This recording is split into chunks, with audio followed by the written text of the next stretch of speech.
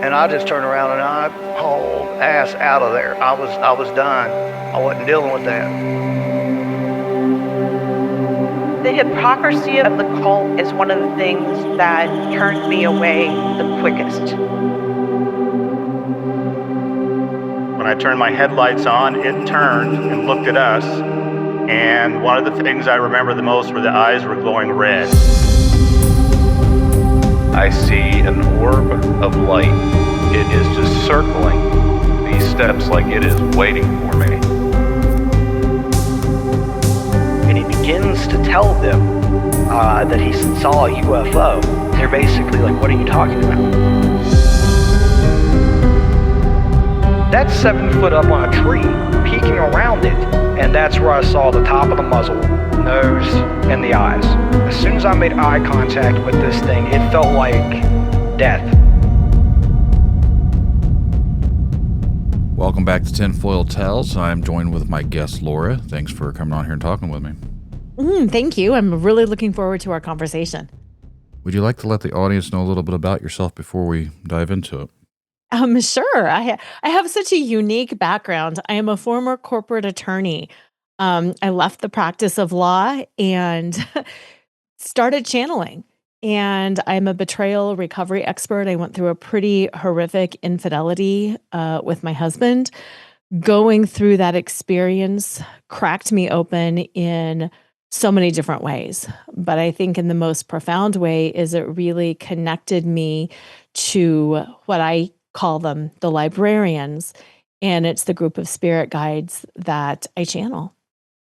I'm sure we'll get into it, but like when that was a lot right there. Yeah. I know that was a lot, right? Yeah, like the spirit guides, the Librarians, how did that all come about? Or is this something that you'll touch base on during the conversation? Because a little bit of both. Okay, here is the backstory.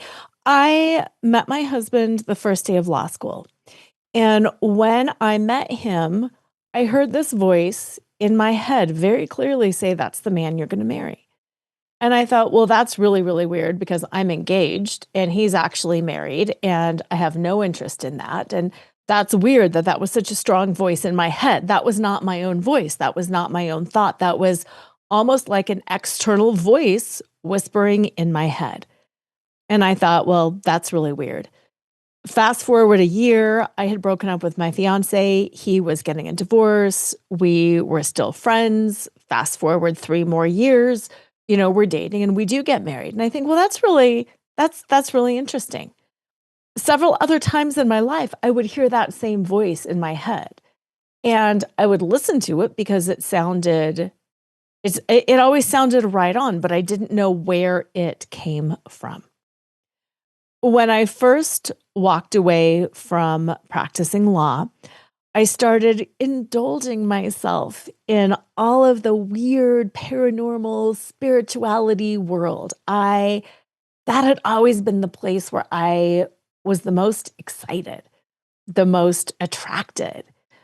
But I thought that I had to, grow up and be serious and not indulge that side of myself at all. Well, when I walked away from practicing law, I'm like, you know what? This is my opportunity. I'm doing it all. Energy work, metaphysical, aliens, energy. Like I'm just going to learn everything that I can about this world because this is my passion. And I did. And I started, doing some like mediumship and honing my intuition and energy and spirits and all of that stuff and aliens and like you name it. I went down all the different rabbit holes. And although I felt very intuitive in my own right and connected in my own right, I never felt like I had, like you read stories about these people and they're like, and I connect with these people and I've been abducted and I've done all. I never had like that one big thing that was me. Right before I found out about my husband's infidelity, I found out after we had been married for 23 years. So 22 years into our marriage, I hear that same voice in my head downloading this framework. And it's this flaunt framework. And I think, well, that's really bizarre. This is really cool, but it's really bizarre. And I didn't really know what this like healing framework was. Well, then a year later, I find out that he's been cheating on me for 15 years with multiple women. Jeez. Oh, yeah. And infidelity is the most devastating thing to go through because it ruptures your identity. Mm-hmm. You don't know what's real. Like everything that I've relied on, it's not real. Vacations, anniversaries, my kids' entire childhood, like really what was real and what was not real. And when I was in that place of really having no identity, not knowing what was up, what was down, I was on a flight and I started hearing that voice in my head again. And you know, when you're on a flight and there's like all that white noise and you're kind of in your own little world, I'm realizing there's this whole conversation going on and I'm talking back and forth and I'm having a conversation. Well, I become aware that I'm having a conversation. And instead of having it disappear, I stay present with it and I have this conversation. And then I say, okay, what is this? Who are you? Who am I talking to? And they said, very matter of fact, well, we're the librarians. And I'm like, who are the librarians and why are you talking to me? And they said they are in the Akashic realm. The Akashic realm is where the records of every individual's lifetimes is stored. So like the record of each person's soul. They sit above those records and they pull out and categorize all of the lessons that humans have learned throughout eternity. So like every human who has experienced betrayal, what did they learn? What did they do right? What did they do wrong? The librarians pull out and categorize all that information around betrayal, like around war, abandonment, judgment, fear, whatever those lessons are. They pull out every single soul's learning and categorize that. So we have like these books of wisdom around all of these issues. And what they told me is this is in service of humanity goes through these lessons. And once we as a collective have learned this lesson enough, that issue can dissolve from the planet. Like we can be a place without fear, without judgment, without whatever it is, when enough of us have learned that lesson. And that's who they told me that they were. And I said, well, why are you talking to me? And they said, because you're at this crucial point right now with this betrayal. And you're thinking this is all about you. And yeah, you as an individual, you as a soul, of course you have lessons to learn. You are going through this for a reason. But more importantly, you're also doing this on behalf of humanity. Just like every other human, and the lessons that they learn and the things that they do are also being done on behalf of humanity. And we need you to understand this. It's not just every person out there doing things on their own. As we all make decisions, those decisions that we make, those things that we do, impact humanity and collective consciousness as a whole. The Akashic, I always screw up the pronunciation of it. I've heard it from several people before, but for anyone that's not familiar with it, how would someone understand what those actually were? Yeah, it's your history. But it's not only your history in this lifetime. Think about the moment your soul was created. You know, whether you believe that was hundreds of thousands of millions of years ago, or whether you believe that we just get one incarnation, that's up to you. But it's the entire history of the things that you were experiencing, the things that you were going through, the pain, the love, the joy, the lessons.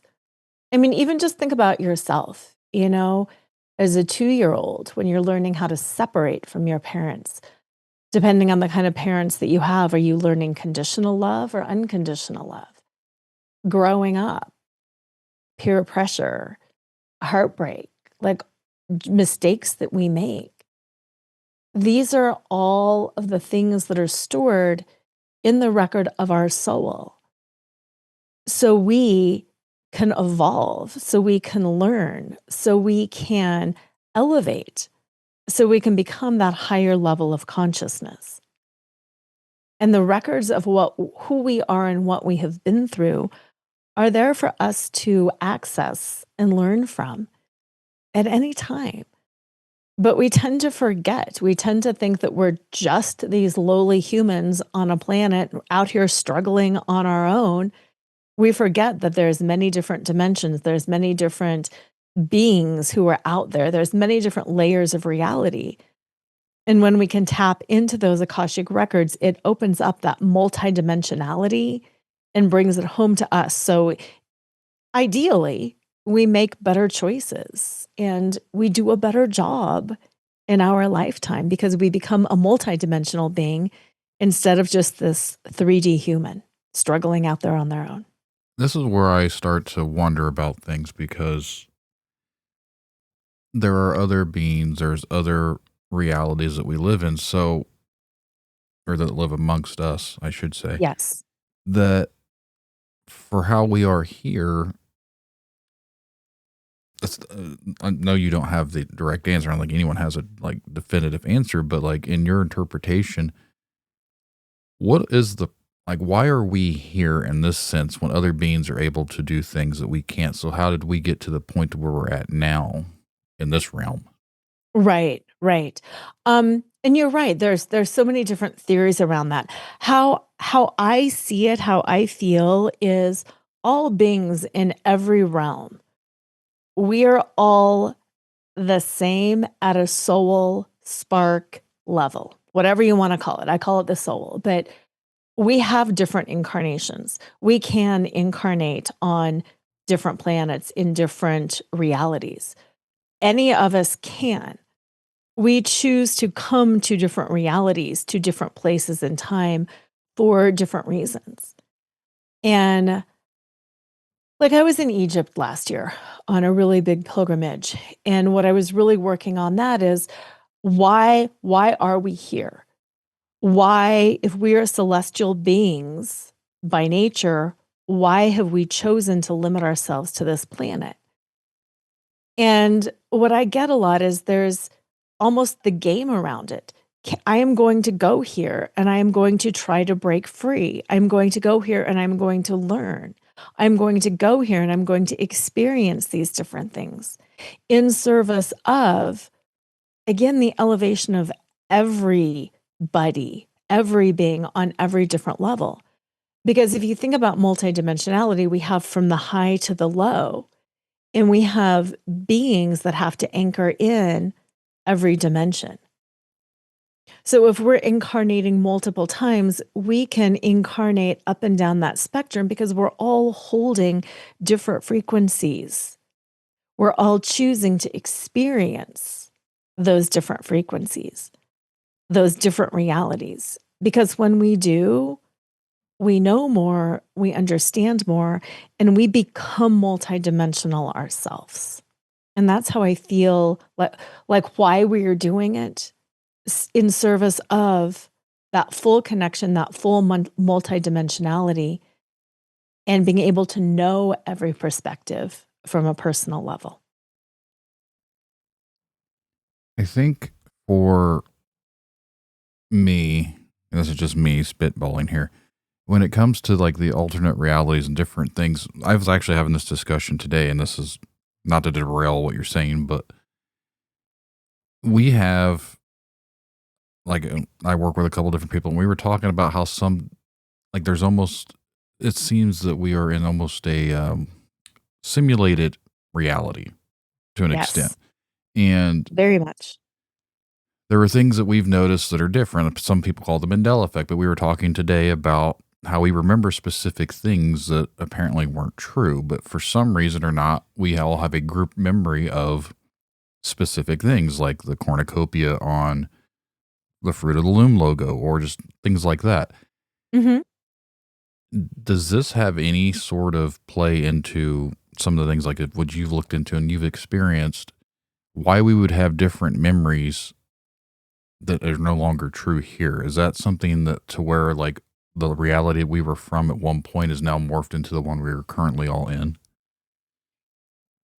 Yeah. How, when you think about it as timelines and that everything is potential, and you can sit here like right now and you can think about what would happen if I did whatever it is. What would happen if I dated this person, married this person, left this person? What would happen if I went out and drove my car, you know, into a building? I mean, we can think through all of these crazy scenarios.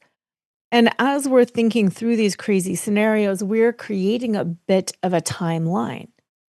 And sometimes we can start walking down a path with our intentionality, and then we can change that. But we've created like that imprint around it. And when we get a lot of people creating the same thing and thinking the same thing, we create a stronger and stronger timeline. So, like you talk about the Mandela effect. If one of my favorite Bible quotes, and I'm not a religious person, but one of my favorite Bible quotes is wherever two or more are gathered in his name. Because how I see that is wherever two or more are thinking about the same timeline, that timeline becomes stronger and stronger. So if I have this memory of Nelson Mandela dying in prison, and then I tell you about it and you think through how that might be, and then you tell somebody else, and then suddenly we've got this timeline in collective consciousness that becomes a pretty significant energetic timeline because we have all visualized it. We have all thought about how that would be and what that might be like and what is the fallout of that. So we've gone down that timeline so quickly that it creates an imprint, and anybody whose thought is vibrating at that frequency hooks into that, and then it becomes a collective consciousness memory. The vibrations and the frequencies, like when it comes to consciousness, and I've talked with other people before that have brought this up, and I believe this is true. Like we are all frequencies and vibrations. Like everything around us is off of frequencies and vibrations. So there are ways that some vibrations, some things can change their frequency or vibration pattern to where they would be like considered an interdimensional type of entity. Mhm. And I've often wondered like if the spiritual realm, where people call them spirits, aren't just something from a different plane that we aren't on that same frequency of. Yeah. Is that Yeah. something that you think these librarians would be then at their, you say they're spirit guides, but are they something from a different frequency level that we're not attuned to? Yes, absolutely. And when I do channeling, when I do mediumship, you're absolutely right. It's like I'm reaching into a different frequency. When I do mediumship, I go to a slightly higher, slightly less dense frequency, and that's where I can find that. If I want to go up to the angelic realm, I'm going up to that. It's like testing that frequency. Is it up here or is it down here? It's raising the antenna up a little higher, moving it to the left, moving it to the right. But I think you're absolutely right. We are all frequency and vibration. And what do we choose to tune into? And what do we train ourselves to become more sensitive to? And what are the things that we just push aside as, well, that was a weird feeling, but I'm not going to get curious and tune into that? Has there been any times where you've channeled something and it ended up not being a, I get confused on malevolent or benevolent, whatever it is, like something that's not necessarily a good thing, like more of a darker entity? Um, I have a hard time answering that because I feel like sometimes it's hard to say what is dark, what is light, what is good, what is Right. bad. Um, I I use my body as a barometer of truth. When I connect, I am very conscious and aware and clear that I'm only entering in love and light. I'm only letting in truth. I'm not going to choose to open myself up to something that is trickster energy or malevolent or dark energy. I'm just not available for that frequency because it's not going to serve me and it's not going to serve other people. So, with that as the backdrop, sometimes I have tuned into stuff that feels a little disturbing or a little bit dark, but it doesn't give me the creeps. It doesn't give me that feeling. Like recently, I was tuning into the Librarians and I was asking them about, what's going on in the world because things we feel so divided. It feels so stressful. It feels like there's so much going on. And they were saying, we're going to have technology go offline for a while and it's going to be really challenging, but it's in service of we have created all of this technology, the internet, cell phones, like we have created all of this technology. When the technology goes, we're going to be dropped into this darkness, but it's in service of realizing we are the technology. We have telepathy. We can change things at a frequency and vibration level. We don't need all of these devices to do it for us. We can do it for ourselves. So, yes, they're showing me some like dark, scary times, but it's not because all of this evil, bad, dark stuff is happening. Scream and run. It's in service of how are we breaking free of this paradigm that we're in? It's how do we see, that it's the matrix and we've all taken the red pill and now we get to create our reality and we are free from this illusion. It's in service of a higher good. And yes, it's uncomfortable, but it's not like dark or bad or scary.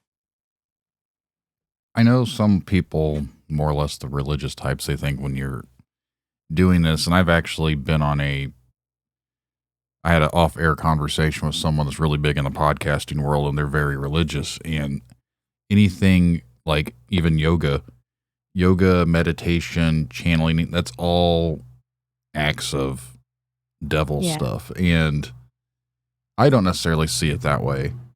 No. But I know a lot of religious types that do see stuff like that. Like they had a whole list of things you don't actually do. I was like, well, you're talking about people freeing their mind and opening their mind, talking about all these other topics, but you don't want them to do yoga. You don't want them to do meditation. You don't want them to do this, but you're supposed to believe everything that you're telling them because you're saying that we're being, like, I'm just going to paraphrase, but we're being controlled by whatever these demonic entities, but yet anything that we can open our mind to, you're already telling us we can't open our mind, even though you're telling people. To me, that's where I kind of got lost in. I was like, how can you tell people one thing, but then turn around and say something that's contradictory to what you're saying? Right. It makes no sense. It makes no sense to me. It's to me, it's fear. It's fear that we will lose control of people and that people will do these bad, scary things. And here's where I find that interesting. When we're truly, truly free, I don't think a lot of people are doing these bad, awful things. I think most people do want to lean into things that make them feel good and liberated and happy and free and powerful. And I feel like a lot of that religious control is telling us that we're dark to keep us small. Because if they tell us, no, all the power is within you, you can create anything, you can connect with beings from other planets, dimensions, you can create an entire 3D universe around you, we can all be free to do that. That's a lot of responsibility. And when you know that it's all within you, then suddenly you don't need other people to show you the way. So you don't need to pay them money. You don't need to listen to their words. You don't need, it's like such a lazy way of doing it. Instead of setting us all free to create our own reality, they say we're going to create it. And by God, you're going to stay here with us. Yeah. That's the one thing about certain aspects to some sort of religions that kind of get to me. And I don't try and dogwood anything about religion just because I want everyone to be able to believe what they want, whatever works for them. But I think a lot of times people get hung up on certain aspects to it because I was raised 100% in a church, Christianity, stuff like this is demonic. But some of the things like there was no such thing as aliens because obviously if you believe in the Bible, it didn't mention stuff like that.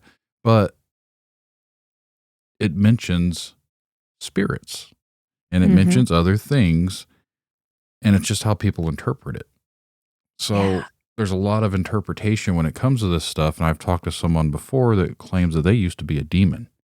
And I don't know if how someone would know if they used to be a demon and how they're not a demon now.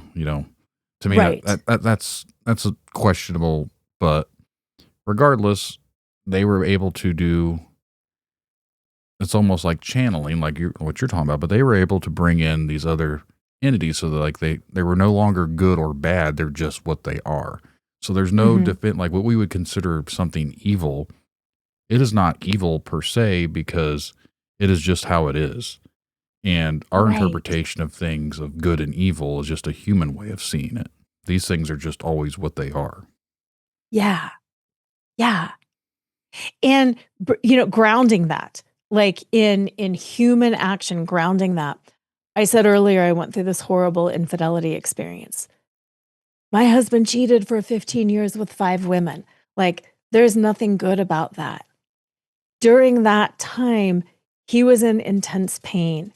He has a background of trauma. He's separated from his soul. He's separated from love. He's separated from all the goodness. He intentionally pushed that away out of fear, out of pain, out of all of these different things. So, was he acting in a demonic way? Well, hey, we could maybe interpret it like that. Was he acting in a dark way? Sure, maybe we can interpret that. I think there's so much around like that, the intention and what you're leaning into. He was leaning into darkness. He was leaning away from love. He was leaning into power, control, all of these different things. He was not leaning into the goodness of who he is. We have been through an intense healing journey. He has since faced his trauma, opened up. He is way more spiritually connected and open now. And spoiler alert, we're still together I was eight and a getting half ready to years ask. later. I said, Yeah. after all this happened, are you guys still together? Yeah. Yeah. We have figured it out. We have both become better people. So it's like, which way are you facing? Because I feel like there's always the direction of facing into love, into trust, into joy, into happiness, into curiosity, or into fear, into judgment, into pain. And that we have all been demonic in a sense, and we have all been angelic in a sense.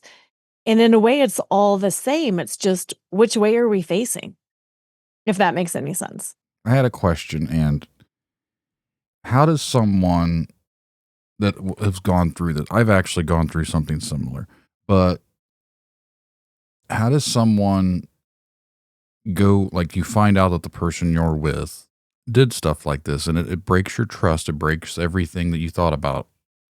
How does someone move on from this in this, for like anyone listening that's dealing with it? What is Yeah. your, like, how would you tell someone how they would cope with this? How would they move on from something like this, like you did? Um, it takes a lot of time.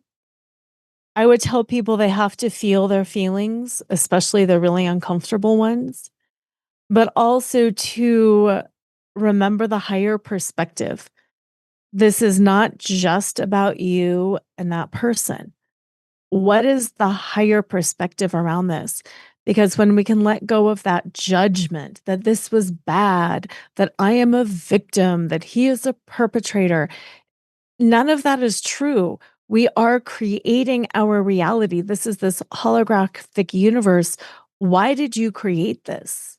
What is the mirror that it's holding up for you to see about yourself? Not that you caused this, like, I in no way caused this. This was not my fault. But the mirror that it held up for me was all of the ways I was betraying myself. I was giving over giving. I was putting myself last.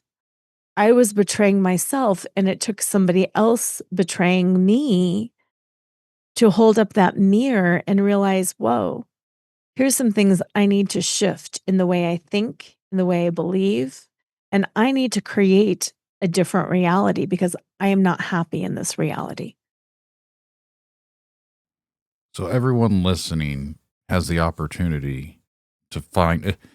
I'm saying this in like the common way, but like Yes. everyone's and has the opportunity to look within themselves to change themselves from something that impacted them in a traumatic experience. They have the ability to go through this traumatic experience and come out as a different person per se in the way of how they handle things and how they view Yeah. the world.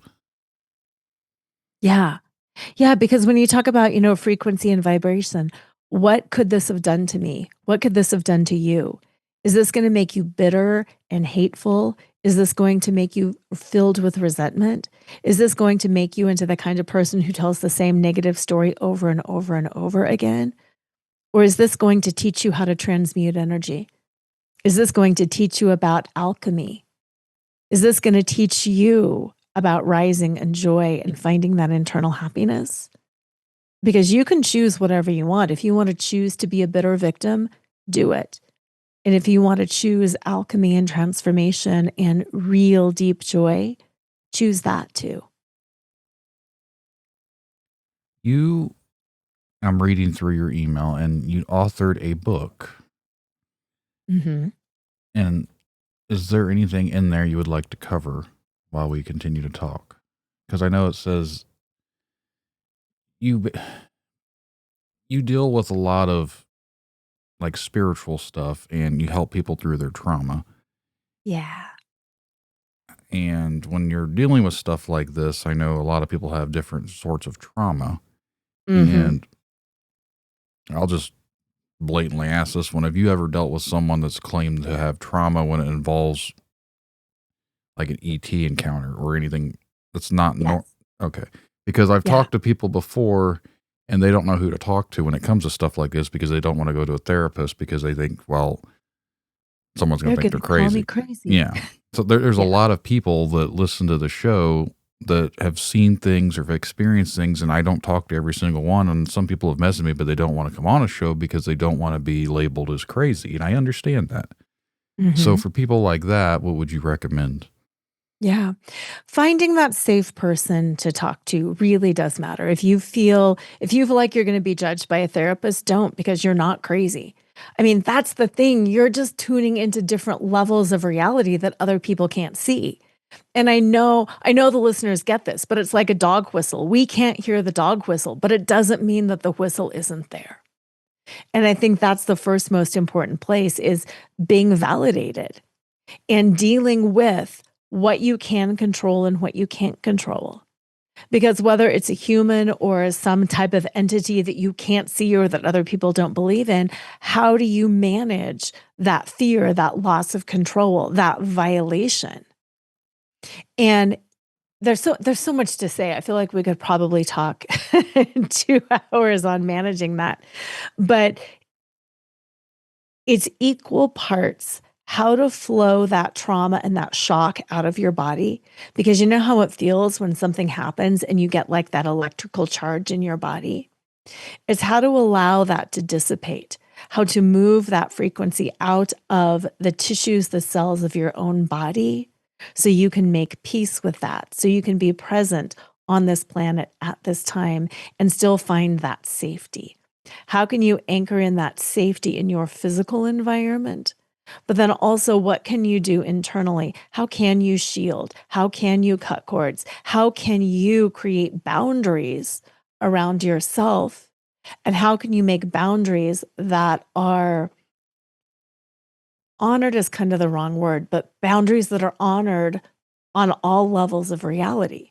Because if you're creating boundaries in the 3D world, it's not going to matter in a 5D playing field. So it's how to and where to create that structure of those boundaries to keep yourself safe, and how to shift dimensions and how to shift frequencies if you need to. Because we can drop out of a frequency, just like we can choose to tune in and tap into something, we can also choose to pull away from something. And if you're in a dimension and if you're dealing with beings in that dimension that are not making you feel safe or comfortable, how do you shift yourself out? Because you do have the agency to do that. We are never without agency. We just lose track of the fact that we are never without agency. And sometimes we just don't know what to do to pull ourselves back to a different frequency, a different reality. The realities that we live in now, as bad as this sounds to some people, like sometimes I don't think we want to be in the reality that we're in, especially the way Right. things go. So for someone that was wanting to improve, they could like reach out to you and you could try and like, I don't want to say coach, but is that kind of like what it would be like? You'd help guide them on the correct path that they're looking for? Is that something that you do? Yeah. Here's how I would do it. We would get together. I would connect with my guides, the librarians. We would kind of zoom out and do this outer level. What is going on? Because we get so locked in to looking at the trees that we can't see the forest. So we back out. What is going on? Is there a legit message that you're not getting, that these other beings are trying to get to you? Why are you involved in this? What does this mean? What is your soul here to learn? What is this experience really about? And then from there, what do we need to do? Do we need to cut cords? Do we need to do an energetic shift? Do we need to contact and bring in some of your guardian beings? What is it that's going on? And what do you need in order to feel safe? I said I'm a former attorney. I still operate in a very structured way. Mm-hmm. What's the problem? What's the cause? What's the solution? And we work through that. And oftentimes there's multiple causes. There's multiple problems going on. We just have to tackle it one at a time. We can't just come in and be like, and we're going to fix everything. Structure it, figure it out, take care of one thing at a time, rebuild. I'm looking here at something I was going to ask. I try and make notes and then I get all jarbled up over here. No, it's just fun to talk, but it is hard to stay on track sometimes. Mm-hmm. And I try not to be ADHD where my brain scatters about, but when someone has an experience and for them, we'll use a paranormal realm one for this one. Like say that I'll use myself as an example. Yeah. I've been told where I'm at now that there is 3 spirits that are around my place. They claim that's not necessarily the house was haunted. And this was a random lady that come up to me a year ago. And she said that 2 of them mean no harm, but one is dark. And unless I figure out how to rid it or figure out what it needs, I don't remember her exact terminology, but if I don't do it before the boy turns 14, then it'll be too late. And that's all she could tell me. I was like, okay, that's vague. Very vague. Because my stepson is going to be 13 in February and my son is 4. So like, which boy is it? Which boy? Yeah. So Or is it, yeah, the spirit, and what I'm curious too is the spirit a boy who crossed before the age of 14 and he's never going to make 14? What's going on with that? That is very vague. It was very vague, very random. They walked up to me at one of the events that I was at, like doing speaking and had a booth and stuff set up, and she came up and that's all she told me. And I was like, it could have been just someone screwing around, but like it's very specific and very vague. And then I never seen her again. So I've often wondered, I was like, was I being trolled or was there something about it? But she said she just was compelled. The spirit told her that she had to come and tell me this. So I'm like, I don't know what to believe. But for someone like me, how would I handle something like that? Okay, let's do this. So how do you feel with that information? Is that unsettling, or how do you feel? What is the energy around that? It's unsettling because we have dealt with some weird things here before. And I don't want to get into it on air because people have heard it before, but basically we've had some weird stuff that's happened in the house. I've had my daughter being scratched and I've tried to cleanse the house myself. And we typically don't have any sort of issues. And I try not to even mention it because I'm trying not to give power to something that could actually be here. But they're claiming it isn't the house itself, it's the land around us. Mhm. Okay, so take that unsettled emotion. The opposite of that is what? Settled, calm, safe. I want you to tune into all of those emotions that are the opposite of that. Mm-hmm. Feeling those, that is what you need to stay anchored into.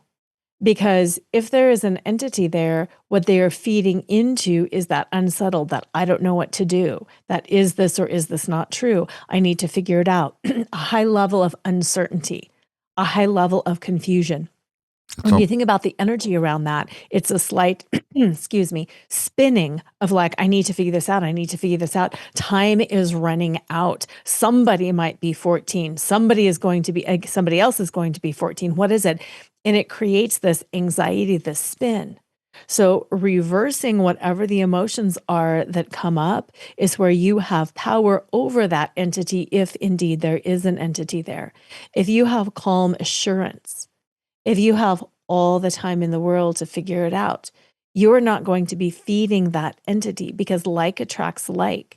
And if there is the energy there that is wanting to attract that, the energy of that land, if it's land where something bad has happened, and if there's that energy of chaos and uncertainty and running out of time, anytime you vibrate that, you're going to make that entity bigger.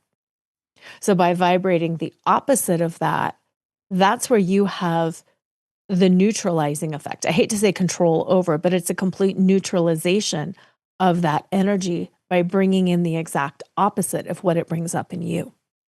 That is partly why we don't discuss it. We don't mention it. We don't even think about it. We try not to give anything power or feed it because we don't want to think anything about it, because worrying and everything else, like, it kind of creates like a negative energy or a lower vibration. And this thing probably feeds on that. So knowing that Yes. we are talking about it and giving it that power, giving it that energy, that it has some sort of control over us, and we're feeding it. I was like, so we were just going to say it doesn't exist. We aren't talking about it, and it's just something that we don't worry about. And that's just kind of how I went with it. Yeah. And then one level deeper than that too, how can you love it? How can you honor it? I don't fear it. I don't have to ignore it. I don't have to not talk about it. I welcome you. I welcome you because I can handle you. I welcome you because all is welcome in love in my environment. I have no fear. You are welcome here because I am stronger. You are welcome here because I am certain. You are welcome here because I have all the time and the resources in the world. My only hesitation with that is if I'm welcoming that, I don't know what else I'd be welcoming. If you're, Mhm. No, I get that. so But that's some of that boundaries Mhm. around, like when I was said earlier, I welcome anything in light. I welcome anything in truth. I welcome anything in love. If it's a disruptive message and it comes in light and truth and love, I know I have the resources to deal with it. I might not like it, but I have the resources to deal with it. Because I go back to the I ams a lot. I am a clear channel. I am a force of love. I am a force of truth. I have fallen into fear before. I have fallen into darkness before, but I am truth and love and light. And I will always go back to that, even when I am scared, upset, hurt, even when I've had the scary thing happen to me. I know that, okay, I had a ghost in my room growing up, and she scared me to death. And I was scared, but I still am all powerful in myself. that's my Subtleties. that's kind of my concern with my children, though, because they're young. Like, I have Mm-hmm. teenagers and I have a 6-year-old and a 4-year-old. And the 6-year-old, when she was 2 years old, was getting scratches. And they were in 3. So the first thing I think of, knowing what I know, is like, well, that's almost like a demonic type thing, just because of the number 3. Like in the Christian thing, that's mocking the Holy Trinity. So Right. I seen it as a negative, like, hmm and I didn't want that. And then now my other child, my 4-year-old son now, he'll randomly talk about ghost. And I don't know why he did this. He did this when he was like 2, and he still occasionally mention a ghost. And it's little things like that that still kind of like, okay, but we don't feed into it. hmm Our house isn't old. No one's ever died here. So I've always just wrote it off as, well, they're just kids. I do Right. the typical man vibe of, there's nothing here. I don't know what's going on. Just because even my wife's the same way. Like, if we acknowledge it or if we accept it, then it becomes real. So for us just to act like there's nothing here, I don't necessarily think it's a good idea for it. But at the same time, I'm trying not to let it feed off of our fear or something. Like, just, Yeah. Because here's the rub. You're trying not to make it real, but this is something you do believe in and you do know is true. So that's a denial of truth for you. mm-hmm. And that's where I struggle with, because Yeah. I would prefer, for what I wish the person would have never even brought this up, because it puts that seed in your, like, in the back of my mind of, what was that about? Was it just someone Mhm. randomly trying to just put some negative thought into this something? But how did they even know that I was dealing with something unless they've heard me mention it before on a different episode? You know what I mean? So Right. it's kind of like what to believe at this point. hmm And in a way, it doesn't matter what you believe. What are you emanating in your presence, in your life, in your household? Because if you were emanating, if you were teaching your kids to emanate love, light, peace, that knowledge that they are powerful enough, they are in this dimension right now. Mm-hmm. I don't have to have contact with any other dimension because I am in this dimension. So even at 4 and 6, how do you ground? Let's walk around barefoot. Let's ground into our body. You are in this body. You know, young ages, put your hands on your legs, stomp your feet. I am here. Go outside, sit by a tree. How do you ground into this dimension? I think that there is something in the sense of, and I don't know what it would be like. I don't think there's something negative, but I think Mhm. there's something interested in the kids. And the lady did mention that there was a young one, Mhm. and she said something with water. Well, underneath my daughter's room, is where our well, like the well for the water, actually comes into. And her room is the only one that'll randomly get condensation on the ceiling, and I've never figured out why. And I've had people in the attic, the attic's not wet. It's just very strange of why it's just her room specifically. And Mhm. there's been times where I've been in the house by myself, and I've tried to make the dog go into her room, and the dog will not go in there. So it's like,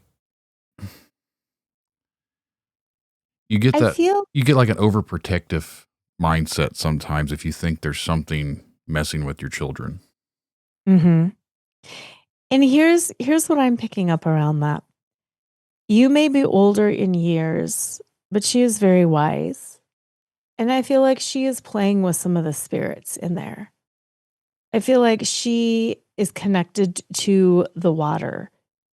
I feel like she is doing some of this.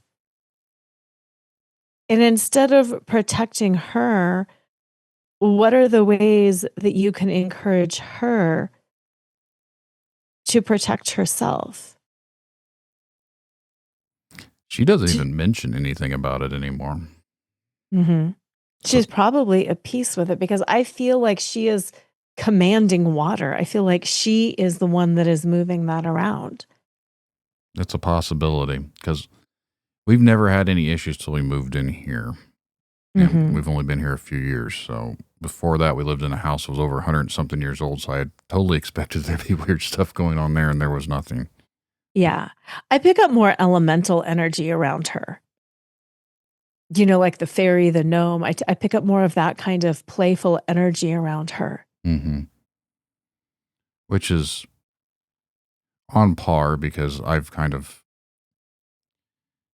picked that up, and I don't feel the energy, but I have my own, just from doing the podcast, and there's little things that I've left out that when you said that now it kind of goes along with it. I've seen about a 12-inch shadow run down the hallway into her room.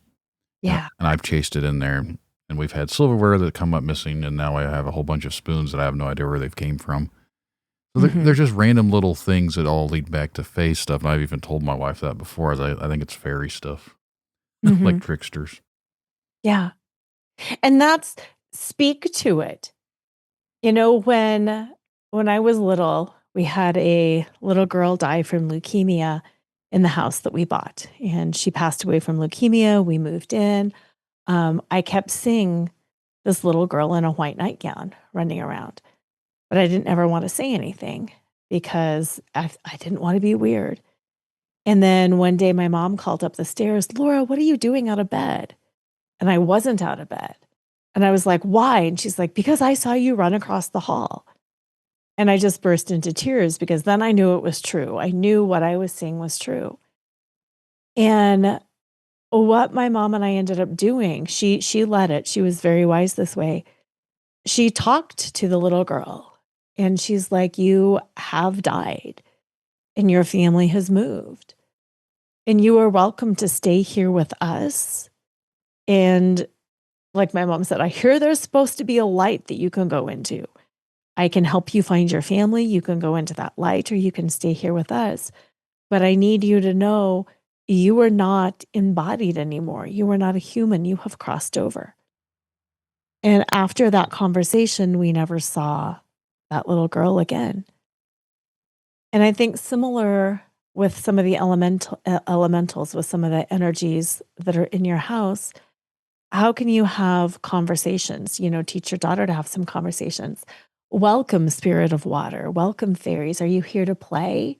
We welcome you to play. We welcome you to have fun.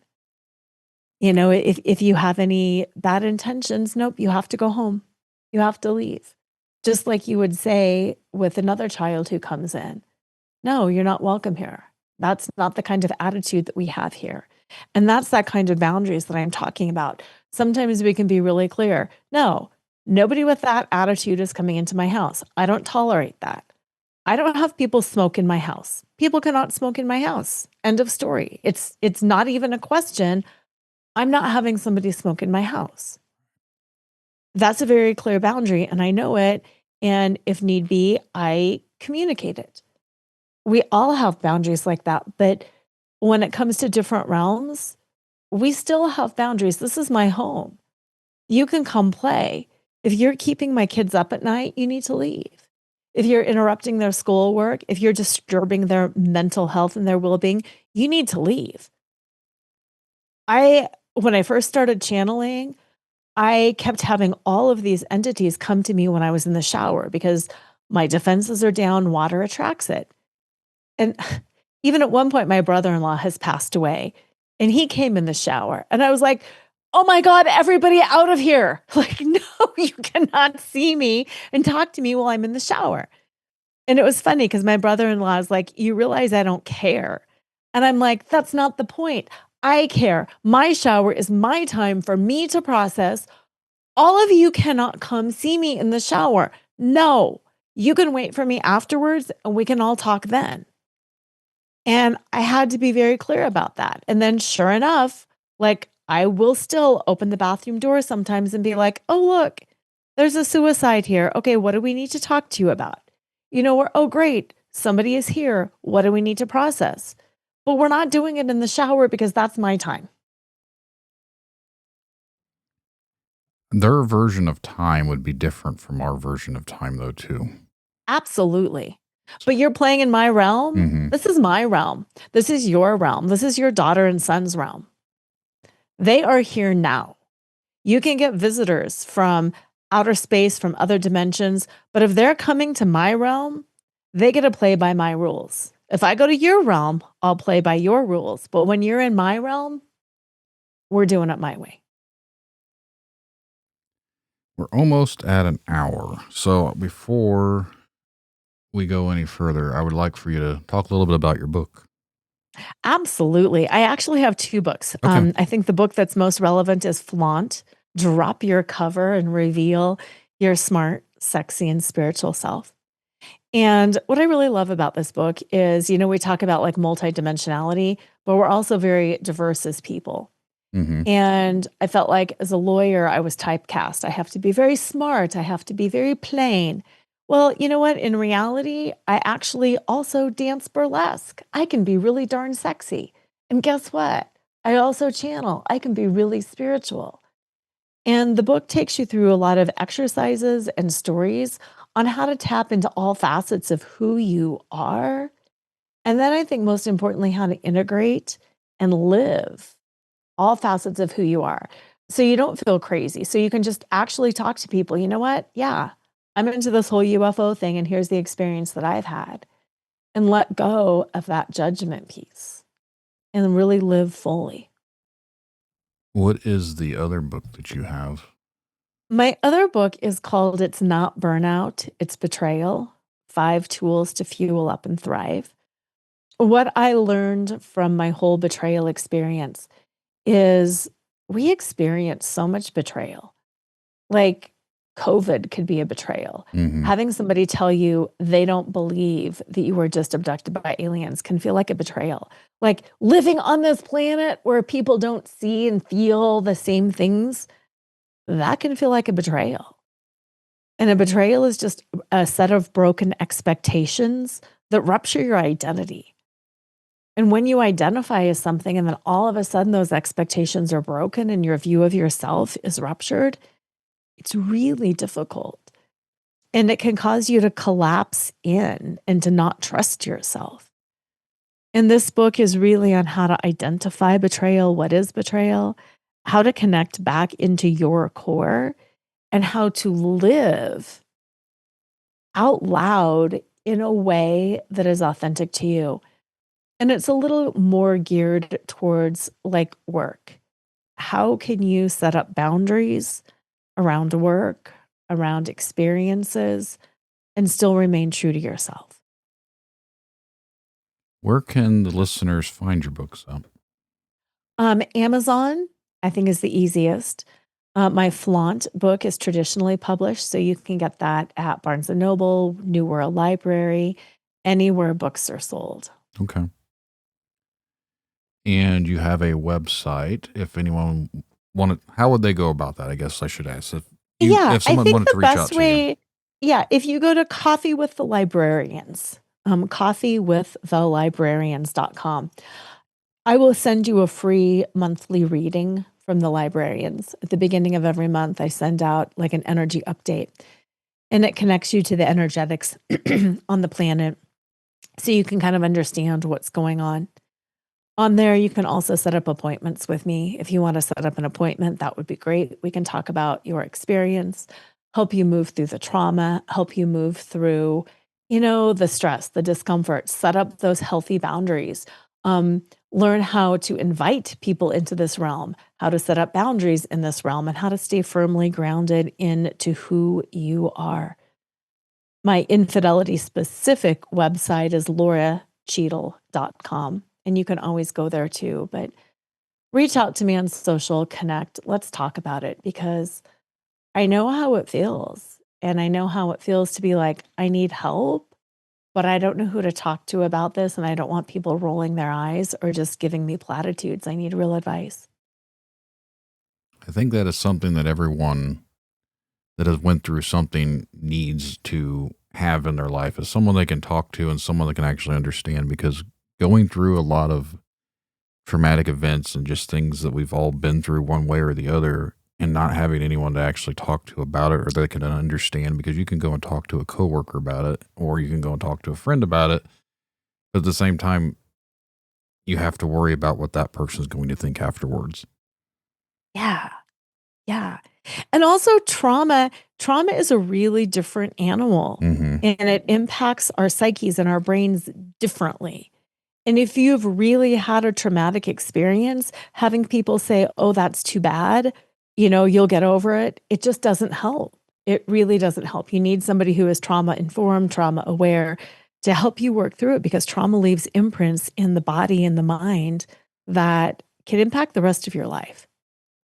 And as much as someone says that they understand what you're going through, oh, yeah, I'm just as bad with it when it comes to other people. Like, I don't try and tell someone I understand what they're going through, because I didn't go through it. Everyone deals with something differently. So it's always Mhm. good to find someone that can understand what some people are actually going through, because not everyone is able to do that. Even if they have the greatest intentions, it Oh, doesn't always exactly. work out that way. Yeah. Yeah. Yeah. Because, things that you mentioned too, for some people, that's terrifying. For other people, it's like, oh, that's not a big deal at all. So, yeah, you have to be very aware. Creating safety is imperative. First and foremost, you need to find that safe space. And yeah, I would very much love to be that safe space. Well, I will make sure, if you send me your links, to include them in the show notes for anyone listening. That way, if anyone out there is interested, they can reach out to you. Yeah, that'd be lovely.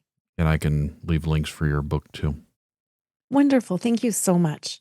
Well, I've had a pleasure talking with you tonight. I don't usually try and rush things off, but we kind of talked a little beforehand. I am beat tired, and I've got to be up And in a few hours and go right back to work.